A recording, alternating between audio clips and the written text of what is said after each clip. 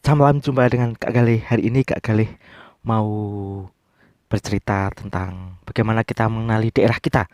Karena dengan mengenali daerah kita, kita itu nanti bisa siap siaga jika sewaktu-waktu terjadi bencana alam, misalnya gempa bumi yang besar, tsunami, erupsi Gunung Merapi, ataupun bencana alam yang lainnya seperti tanah longsor, adanya siklon. Nah, jadi kalau kita mengenali daerah kita, maka kita bisa siap siaga kalau sewaktu-waktu bencana alam terjadi. Nah, ini Kak Gale pertama menggambarnya gambar laut. Oh, teman-teman yang tinggal di daerah pesisir pantai tentu sangat senang sekali ya diberi keindahan hamparan laut yang luas, birunya laut, indahnya pasir pantai. Nah, adik-adik juga bisa sewaktu-waktu bisa berenang, mencari ikan. Nah, tapi di balik itu adik-adik harus juga tahu bahwa jika sewaktu-waktu terjadi gempa bumi yang besar, nah, lalu tiba-tiba air laut itu kok tidak seperti biasanya ya, air laut menjadi surut cepat. Nah, itu tanda-tanda terjadi tsunami. Nah, lalu adik-adik harus cepat-cepat naik ke atas tempat yang lebih tinggi dari dataran rendah ke dataran tinggi, mencari tempat yang lebih tinggi karena nanti sewaktu-waktu air laut akan berbalik lagi menuju daratan. Nah, itu namanya tsunami. Nah, supaya kita bisa tahu itu tsunami atau tidak, maka pentingnya adik-adik memantau informasi entah itu lewat media sosial, lewat BMKG. Jadi adik-adik selain di aplikasi di HP-nya itu hanya ada TikTok, Instagram, Facebook, penting adik-adik untuk mengupdate tentang informasi dari badan yang terkait seperti BMKG.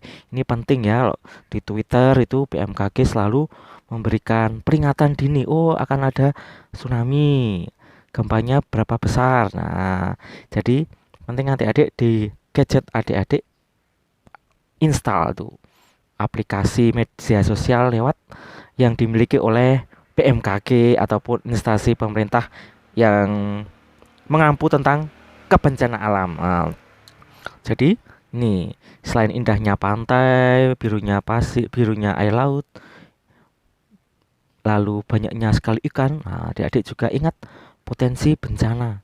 Nah, jadi ketika adik-adik yang tinggal di daerah pesisir, kemudian juga tahu sekelilingnya di seberang lautan sana atau di tengah lautan sana adakah gunung berapi. Nah, ini juga penting karena selain gempa bumi, ternyata tsunami juga bisa diakibatkan dari erupsi gunung Merapi, erupsi gunung berapi ya.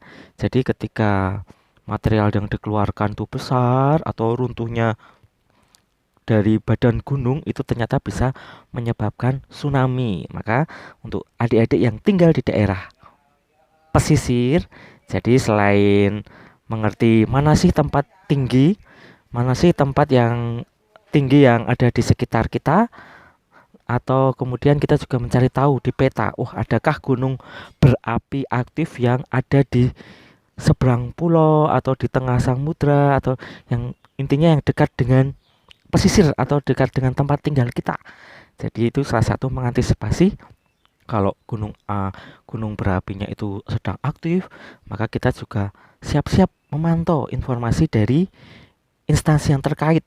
Nah, ini jangan sampai terjadi yang anak Gunung Krakatau kemarin ya, beberapa tahun yang lalu itu sampai mengenai makan korban jiwa tsunami. Nah, jadi adik-adik ingat, tsunami bisa terjadi juga terjadi gempa bumi yang besar yang pusatnya di tengah laut, ada juga yang bisa menyebabkan dari aktivitas gunung berapi yang ada di tengah laut. Nah, kemudian ada juga tsunami bisa juga dipicu dengan jatuhnya meteor. Nah, itu jadi juga ingat potensi bencana air laut yang ada di daerah kita. Dengan mengenali daerah kita, maka kita bisa membantu saudara-saudara kita, membantu keluarga kita jika sewaktu-waktu bencana alam terjadi. Dadah.